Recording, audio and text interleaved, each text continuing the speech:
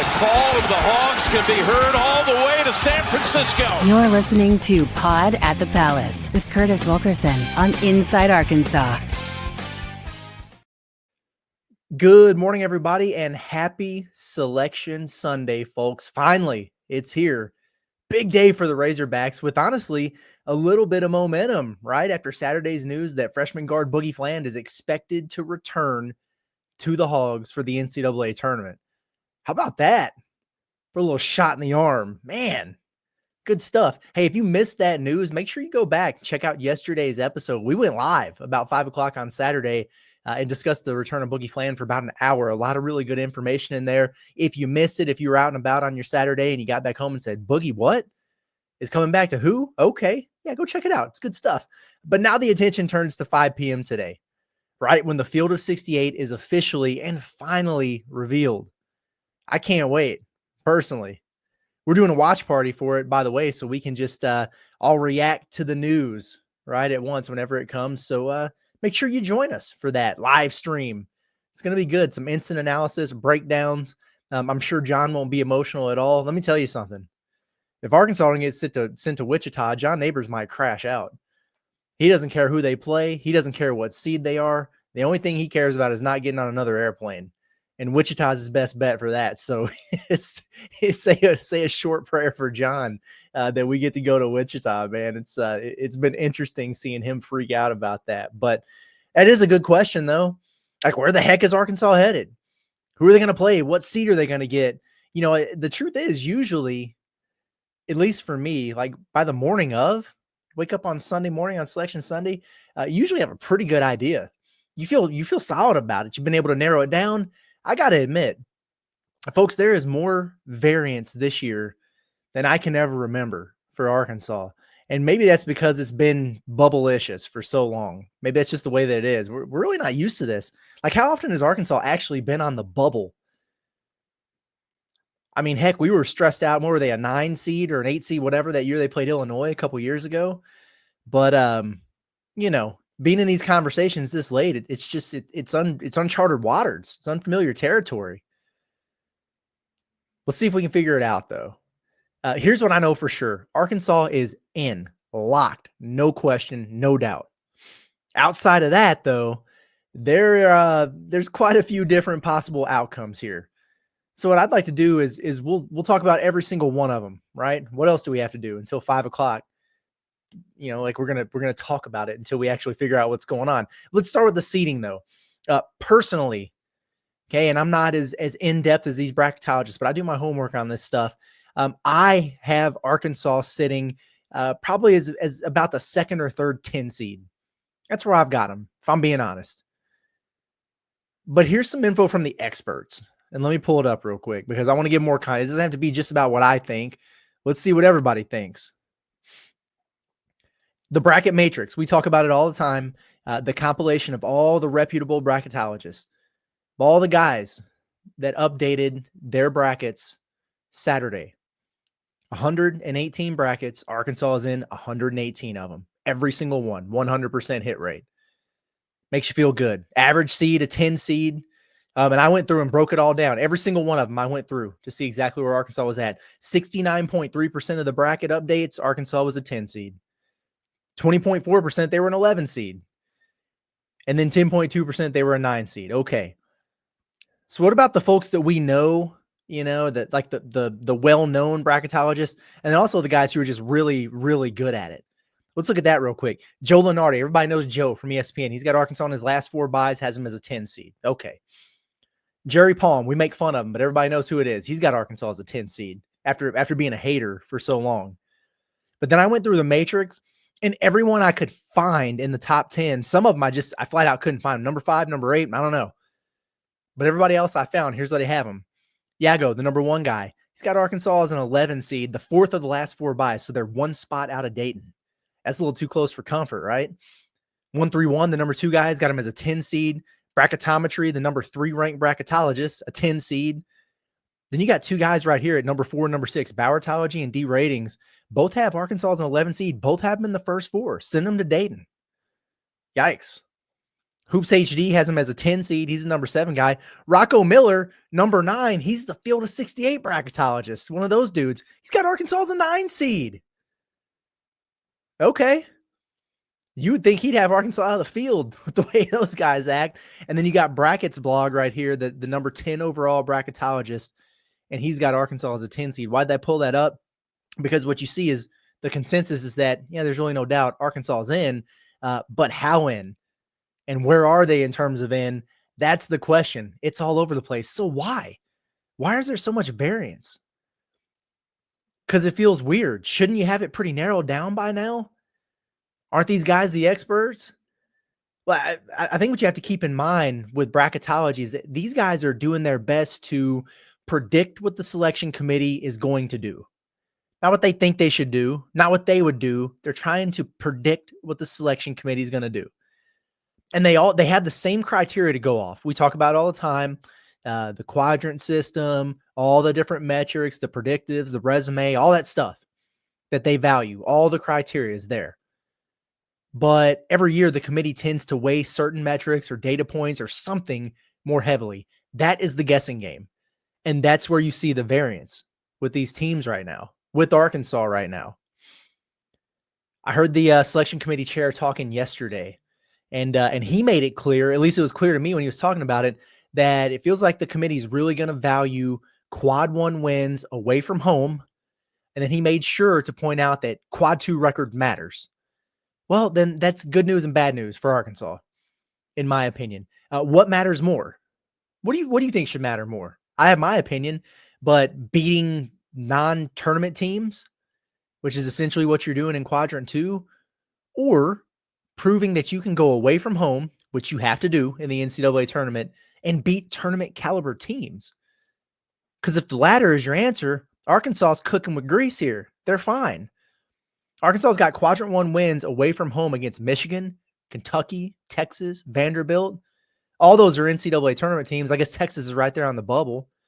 They also played Auburn and Texas, the top overall seed and a top 4 seed, to the final minute on the road. So if that's what they really, really value, or if that's a tiebreaker for them, Arkansas is fine. And I really feel like that should matter.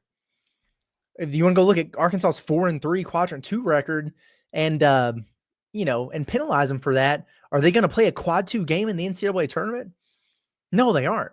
Like, do I wish they would have beat LSU? Do I wish they would have beat Oklahoma at home? Do I wish they wouldn't have lost to South Carolina on the road? Yeah, all those things. But when you have more than a half dozen wins against the field, and a majority have come since the start of February, I think that speaks volumes. And you've proven that you can get out of your own backyard. You're not just leaning on Bud Walton Arena to get those dubs. I don't think there's any question. And I think Arkansas stacks up very well against its peers in that particular area.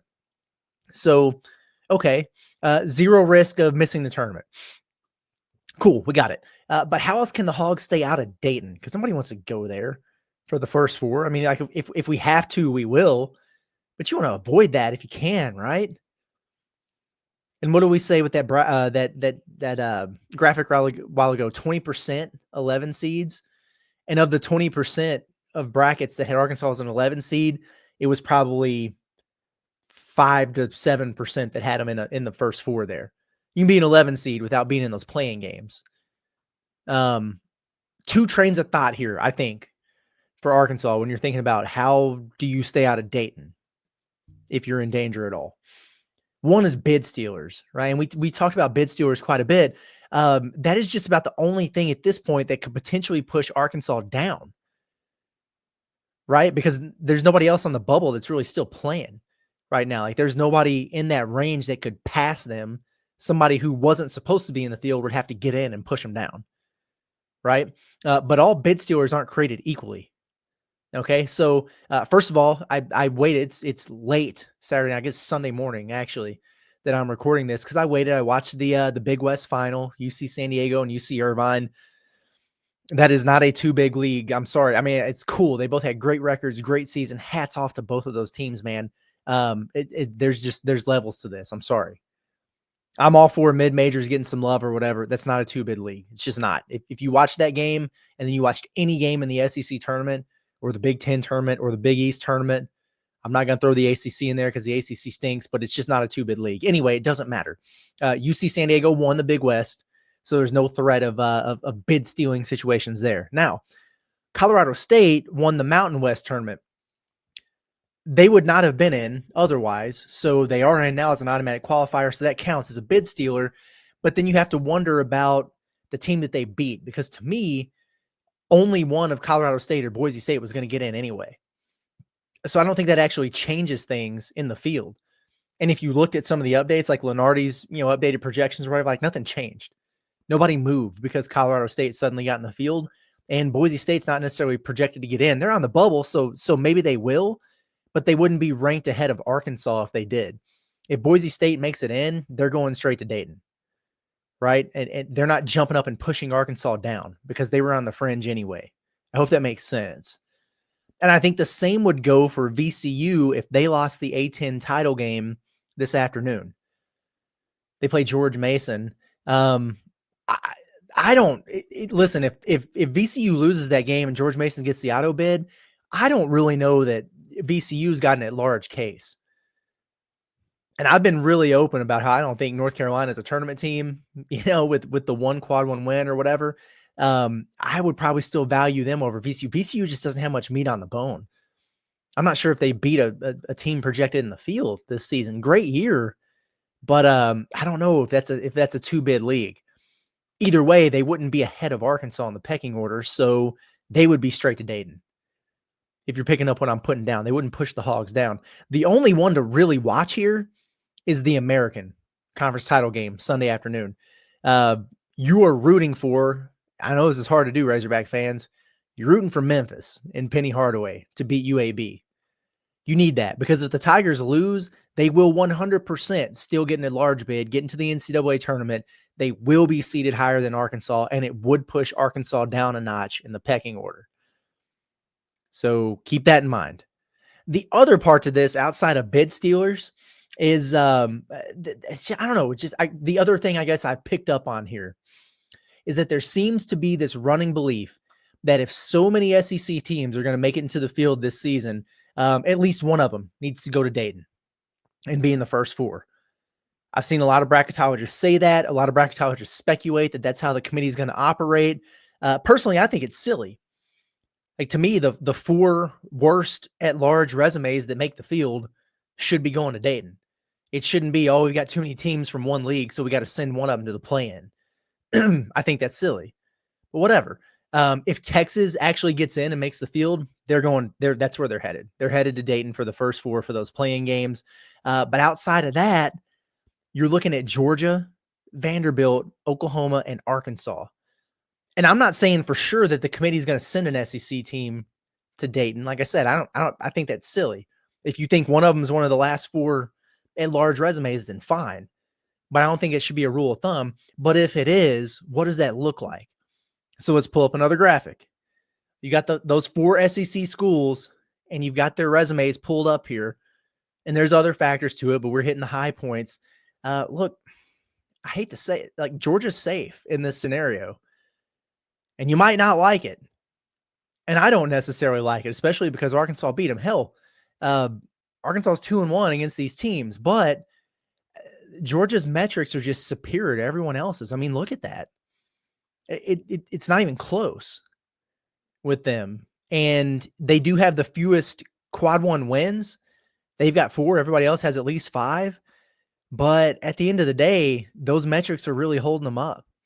And they've got a really strong quadrant 2 record, which we're flat out told by the committee that it's something they're really going to value. So I think Georgia's very safe from Dayton, unfortunately.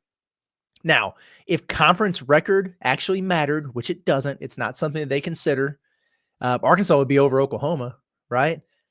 But if we're really being honest, like if we really just take off the hog-colored glasses here, full body of work, like those late couple quad one wins that Oklahoma got, man, and 2 fewer quadrant 2 losses, it feels like it gives them the edge. Arkansas's got the stronger predictive metrics, barely. Oklahoma's pretty substantially better with the resume metrics. I mean, look, there are ways to manipulate the argument to where Arkansas could have a better case here, but you can't use the conference record. Sooners might have the edge. I hate to say it, but I just, based on what the committee's looking at, I think that's where they're at. So here's the thing, though. It sure feels to me like Arkansas is pretty clearly in a better spot than Vanderbilt, which is crazy because they were the one that seemed to be locked up for a tournament bid before any of these other teams. But the wheels fell off the last 2 weeks here. Listen, the Doors, they had a terrible non-conference strength of schedule. Terrible. It's killing them. And none of these other teams really did. Arkansas's was even significantly better than Vanderbilt's was. Their predictives there are near 50. That is not good. That's very, very bubblicious. And with all things essentially equal outside of that, Arkansas is higher in the net. They've got one more quadrant one loss, but they got the same amount of wins, same quad 2 record. Resume metrics are pretty close. All things else considered equal, Arkansas kicked their butts in their own gym. And I know they don't use head-to-head, but I'm just saying. I think that Arkansas, if it came down to it and they were really like, okay, we've got to put an SEC team in Dayton and we're not putting Texas in the field, who's it going to be? The answer to me is pretty clearly Vanderbilt. But I'm not the chair. So we'll see what they wind up doing, right? Okay. So who is Arkansas going to play? Because that's what everybody really cares about. Like, what's the matchup? What's it look like? Well, if they wound up in Dayton, that would throw a wrench into everything. But if they did, just so you know, if Arkansas did, for whatever reason, wind up in the first 4, they would see somebody out of the group of San Diego State, Xavier, Indiana, Boise State, North Carolina, depending on who was in and out from that group. Not really many other options outside of that. Like, unless we really, really got surprised by the committee and a Baylor or a West Virginia or maybe a Utah State wound up in that conversation, but probably somebody out of that top group. Now, assuming we don't have to mess with that, I went through a ton of projections, tons, well over 50 bracket projections. I went on the matrix and every single one of them I could find that was updated. I went through and looked. By far, the most frequent matchup that I found for Arkansas was St. Mary's. And we talked about them on the pod yesterday. So you want to hear about it, go check it out. Was not one of my favorite matchups. Spoiler alert, if you didn't get to listen. Actually, St. Mary's was listed as Arkansas's opponent in twice as many projections as anyone else that I found. So there's that. Next up, tied, actually, Gonzaga and Kansas. Interesting. Pretty interesting. I saw at least 2 for Marquette, multiple for UCLA, and I think Creighton was the other one that I found there. But a lot of St. Mary's. And then Gonzaga and Kansas. Okay. We'll see. Where will Arkansas wind up? That's what people want to know. Like, if you're trying to figure out, can I travel? What's that destination going to look like? Is it too far? Can I afford it? I get it. Let's look at the options there. Fun graphic for this one, the way we broke it down. Okay. If you're looking for the place that Arkansas is going to travel the most to, right? You're going to get the most Razorback fans in there. It's Wichita. Easy answer, right? What's it, like 4 hours away from Fayetteville? Drivable. Hell, it could be a day trip if it needed to be. Would be a ton of Razorback fans going to Wichita. It's like when they flock to Des Moines, right? It's like sending them to Dallas. I mean, that's easy. Easy. It might be the least appealing of the. I'm just saying, like, I spent time in Wichita. It's no disrespect, but it's not that exciting of a place. But I think it would be awesome because there'd be a ton of Razorback fans there. The craziest storylines obviously would be Lexington. I don't know if the selection committee has the balls to send Arkansas to Lexington and send Cal there. I think it would be cool. Like, I'd be all for it. I'd embrace the villain role. They wouldn't complain about it much, but what I will say is it would kind of be shady because you're basically then sending Arkansas directly into hostile territory. Like, regardless of who they play there, it's a true road game because locals are just going to buy up all the tickets and boo Calipari to death, which, hey, whatever. And it's weird because I've seen a decent amount of projections there, but I just don't think they're going to do it. We'll see. I wouldn't mind going back there, but I kind of want to do something different and new. The coolest site potentially for me is Denver. And I know some people hit me and they were like, oh, well, what about the elevation, the altitude, whatever? Yeah, I get it. But that would be a factor for the opponent as well. Arkansas has restored some depth with Boogie, so it's not like they're operating with a 7-man thing.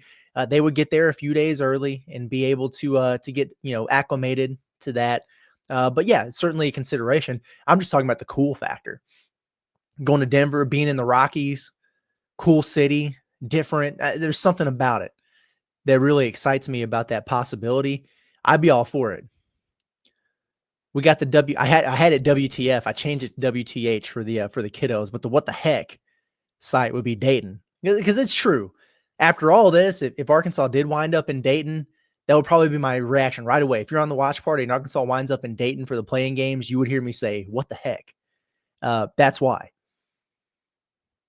But I guess if you're going to do it once and get that experience and then be done with it.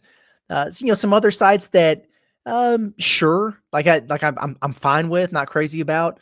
Milwaukee, I think that'd be interesting. You got the Bobby Portis factor. If they even let him in the building now after he took some pain medication or something and got suspended, but that would be neat. I think. Like they would definitely get him like in the locker room or something, wouldn't they? There would have to be something to that. I'd be down for it. Maybe see Giannis walking around. That'd be pretty cool.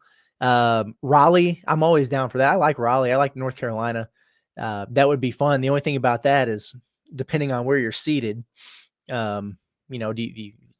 Duke is going to be there, right? And there will be another region that's represented, but you just don't know exactly what that's going to look like. It's probably too far to drive, though, from Fayetteville, so you got to fly. Okay. My thanks but no thanks is probably Cleveland. Because it's, I don't know, like no disrespect, but of all the potential sites there, I might be, and this is personal, but I just might be least excited about that.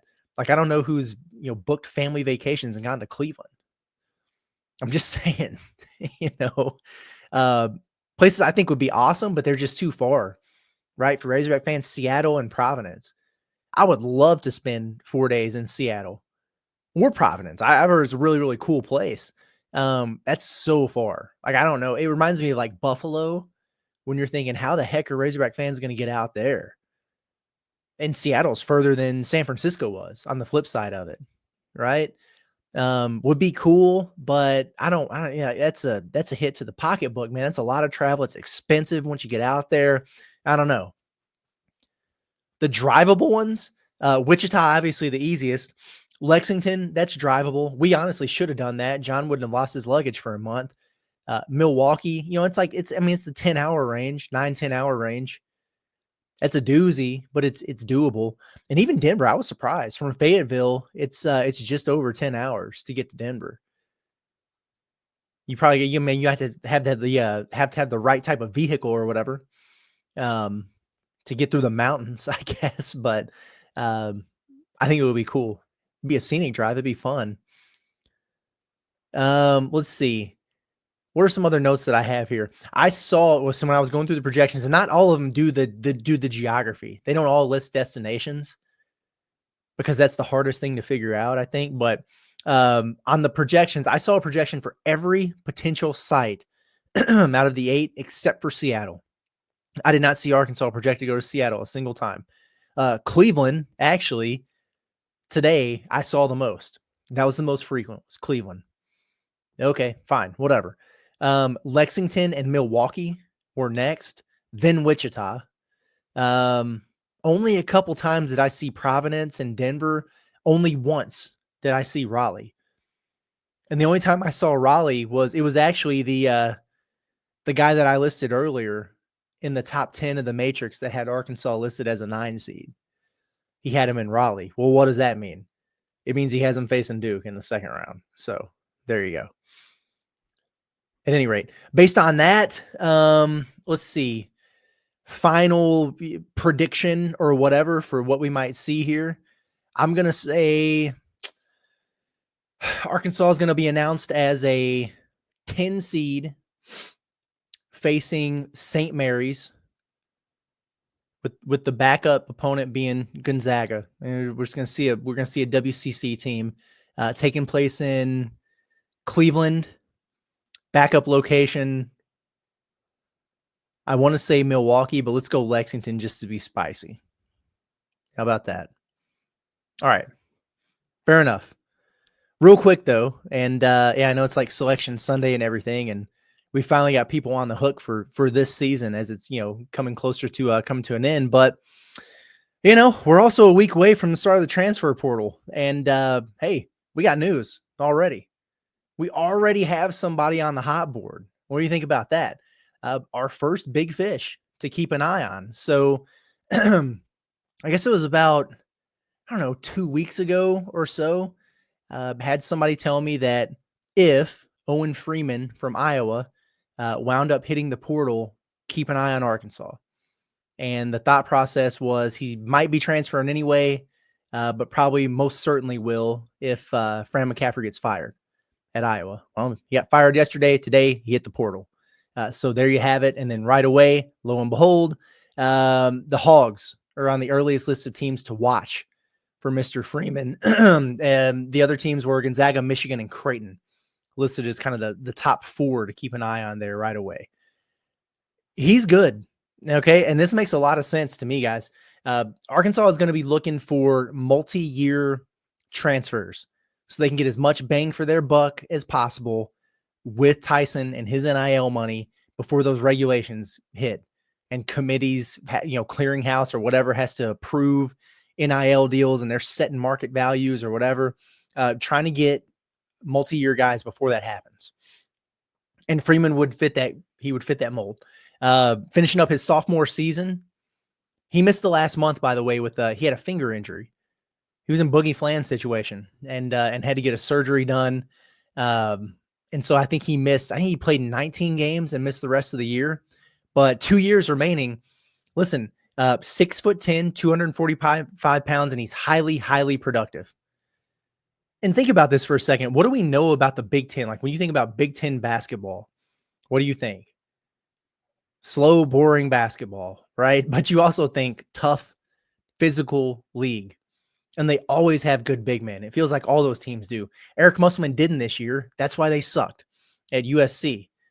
Well, Freeman, again, 6'10", 245 in that league. He averaged 16.7 points, 6.7 rebounds, 1.8 blocks per game in it. That'll play. That's good. He scored double figures in every game he played in this year. That is good. And it was not a breakout season or an aberration.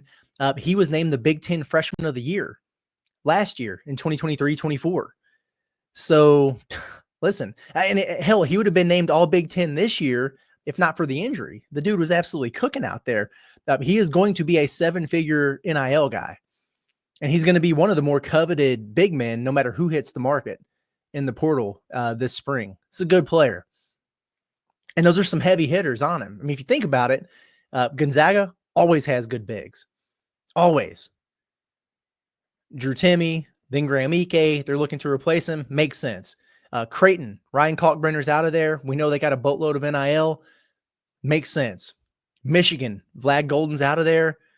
Danny Wolf's probably going to the league. Need a big man. Arkansas, Jonas Adu is out of there. We'll see about Big Z. You need big men anyway. All those teams make sense. Really do. Is he a supreme athlete? Nah. But I think people might sleep on it just because he's an exciting white. Don't mean he doesn't have some hops now. He led Iowa with 38 dunks last season. And he was fourth in the Big Ten with 61 blocks as a freshman. I'm not saying he's the best athlete in the world, but you got to have some level of athleticism to do that. This season, he only played 19 games, but he had 22 dunks. He's skilled, finishes around the basket well. I think he's got a good feel for the game. Really good, I think, underrated passer at his position, in my opinion. A smart defender. I think he's good in drop coverage, in ball screen coverage there. He can put it on the floor against other centers. I mean, he looks comfortable doing that. He's a really, really good offensive player, in my opinion. And it was interesting because he was showing some promise as, a potential floor spacer this season before he got hurt. I think he was like 6 of 15 or something, 5 of 16 or something from three. He didn't shoot a ton of them, but it's, a work in progress, a developing part of his game maybe. Although I will point out that he's only slightly better than Jonas Adu as a free throw shooter. I think he was like 67% as a freshman, 60% as a sophomore. So that's one area where you'd like to see some improvement there. If you listen to Iowa fans, some of them will call him soft. But I think that was more about him kind of shutting it down to get that surgery on his finger. And I think it had to do with some of the press conference comments from Fran McCaffrey, where he was basically saying, maybe he would risk some permanent damage there. It's a finger, but he needed to get it taken care of for his best interest. And, we support him or whatever. And so some people were calling him a quitter, whatever. People were doing the same thing with Boogie. Right. And now here he is back. So take that for whatever you want, but it's out there. I guess he could be construed as soft on defense, but I mean, I have a hard time with that. You look at his production, solid rebounder, good offensive rebounder, really good rim protector. I mean, if you're top 5 in the Big Ten in blocks as a freshman, I don't know that I'd necessarily call that soft. Now, is he a bruiser? Is he going to run through you? Is he moving a bunch of bodies down there? No, not necessarily. But I think he plays with some edge that I like. In fact, I saw Fran Fraschilla put out a tweet earlier today and said that Freeman plays with a nasty disposition. Okay. I like that. I like this kid. I think it would be a really nice replacement for Jonas Adu if they were able to get him. And then you just have to see, right, what you're working with. Does he test the waters? Does he hire an agent? Does he come back? Because then you have another spot to fill. What happens with Trevin? Right? What happens with Adu? And are you trying to find another guy like him, or are you trying to go bigger with a more traditional power forward type to complement this guy? Are you going to add an extra body? Because I'm told that they're planning to do so. Right? You had basically 3 forwards and Adu this year. And I think they would like to have an extra body in there in the front court in the event that they run into some injury situations again. So an interesting player. One that Arkansas is going to be in on, one where there's going to be mutual interest there, and keep an eye on it. And keep in mind, he hit the portal with the no contact tag on, which means it's not a free-for-all for teams to be allowed to hit him up. It's basically he dictates the terms there, him and his agent, right? And if you're already hearing about just a small handful of schools, that tells you they kind of fit the mold for what he's looking for. NIL, role, situation, all of the above, whatever. So certainly a name to keep an eye on. And as we get closer to portal season, we'll keep adding to those names and see what this roster looks like moving forward. But it is late. I'm getting out of here, going to bed. You guys will see this Sunday morning early, and we'll be back with you 5 o'clock for the selection show. Watch along. Make sure you tap in with us. It's going to be a good time. All the hot takes, all the reactions, the breakdown, the instant analysis should be a lot of fun. And then we're hitting the road. We're hitting the road right after that, and we'll see where Arkansas is headed. But where they are, Inside Arkansas is going to be there. So make sure you get tapped in with us. Subscribe to the YouTube channel, wherever you find your podcast, Apple, Spotify, whatever. Find the Pod at the Palace. Get locked in. Continue to follow along. We certainly do appreciate everybody's support, hanging out with us, listening, engaging. It's all the really good stuff, and it's not lost on us how fortunate we are to be able to do this. So I'm going to get out here. It's been Curtis Wilkerson with Inside Arkansas on the Pod at the Palace. You guys have a good day. We'll see you later this afternoon.